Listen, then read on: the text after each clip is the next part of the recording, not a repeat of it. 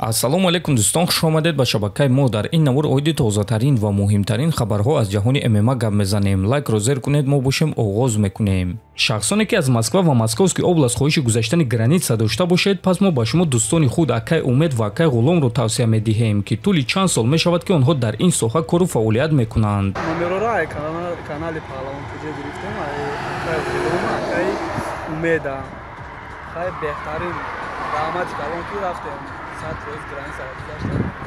худи ҳозир ба номерҳои дар рӯи экран буда ё ин ки ба ватсапи номерҳои дар рӯи экран буда занг занед ва бо ин дӯстони мо граница гузашта ҳуҷҷатҳои худро хуб кунед. Топови ҷангори вазни сабук UFC Педи Пимблет Чарлз Оливейраро барои ҷанг зидди Илия Топурия танқид карда чунин суханҳо гуфт: «Ман фикр мекунам, ки агар Чарлз муҳорибаро то раундҳои охир мебурд, пас ҳамаи кор дигар гуна ба анҷом расида метавонист. Чарлз ба ман хеле писанд аст, аммо ин чӣ гуна нақшаи ҷангӣ буд бародар? Бо ӯ рӯбарӯ истода зарбаҳои ӯро ба чеҳраи худ қабул кардан. Барои ман воқеятан шавқовар аст, ки нақшаи онҳо барои ин ҷанг чӣ гуна буд? Дар куҷо қоши ӯро Илия чок кард? Ин чӣ кор буд? Барои чӣ ту дар маркази октагон зидди ӯ истода зарбазанӣ кардӣ? Зидди шахсе ки бокси беҳтарин ва зарбаҳои нокаутӣ дорад. Дар сари ман ҷой намешавад, ки чаро Оливейра чунин рафтори беақлӣ кард. Ту 47 муҳорибаи касбӣ дорӣ, лекин мебароӣ ва ба монанди ҷангвари навкор меҷангӣ», гуфтааст Пимблет. Ва дӯстон, чӣ гуна ки мебинем, Педи Пимблет боварӣ дорад, ки агар бо Топурия дар марказ истода зарбазанӣ накунӣ, ҷангро то раундҳои охир барӣ, гӯштин ва клинчро истифода барӣ, пас ӯро шикаст дода метавонӣ. Ҳамчунин Арманд Сарукян чунин фикр мекунад ва ӯ боварӣ дорад, ки агар ба ҷои Чарлз Оливейра Ислам Махачев мебаромад, пас ӯ Топурияро бо тариқи нокаути техникӣ шикаст медод.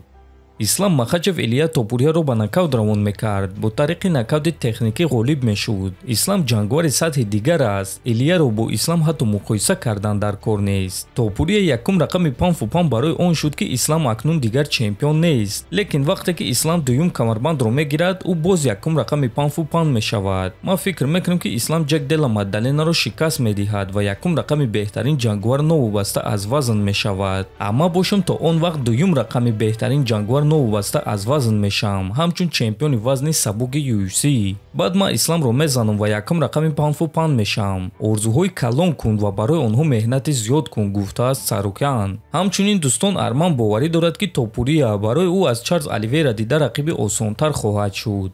Илия ягон вақт бо чунин гӯштингир ба монанди ман ҷангидагӣ нест. Гӯштингире ки гӯштини озоди хуб дорад. Брайс Мичел аз ҳама гӯштингири бадтарини вазни ним сабук. Топурияро ба замин афтонида дар замин ӯро идора кард ва Топурия аз таги ӯ хеста наметавонист. Бале, дар видео Илия мужзании хуб нишон медиҳад ва хеле зебо аз текдаунҳо худро ҳимоя мекунад. Лекин ин реслинг нест ва ман ба ӯ сатҳи ҳақиқиашро нишон медиҳам. Ман Топурияро ба поёни топ 15 рейтинги пан-фу-пан мефарорум. Барои ман ҷанг бо Топурия аз ҷанг бо Оливейра дида осонтар аст. ӯро 1000 маротиба ба замин афтонида мешавад ва ӯ ҳатто кӯшиш намекунад, ки усул гузаронад, гуфтааст Сарукян. Ва дӯстон, фикр мекунам, ки дар ҳақиқат ин муҳориба Арман зидди Илия айни замон аз ҳама муҳорибаи шавқовар дар вазни сабук аст, лекин худи Топурия бошад дигар нақшаҳо дорад.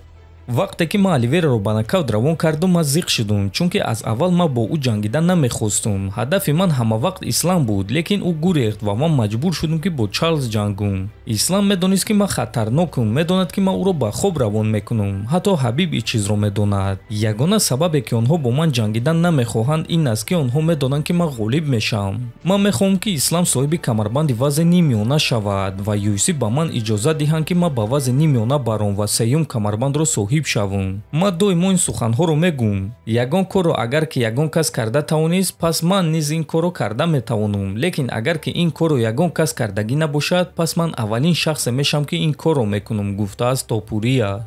Ва дӯстон, баъзе мутахассисон ва ҷангварон мегӯянд, ки Топурия дар вазни ним сабук номи довталаби ҳақиқӣ Мавсар Евлоевро намегирифт. Акнун бошад дар вазни сабук номи довталаби ҳақиқӣ Арманд Сарукянро намегирад. Ба фикри худи шумо дӯстон, Илия рақибони осон интихоб мекунад ё ин ки ӯ ҳамаи рақибонро шикаст дода метавонад? Метавонед фикрҳои худро нависед. Ҳатман дар YouTube канали мо обуна шавед. То боздид, хонободу сарбаланд бошед.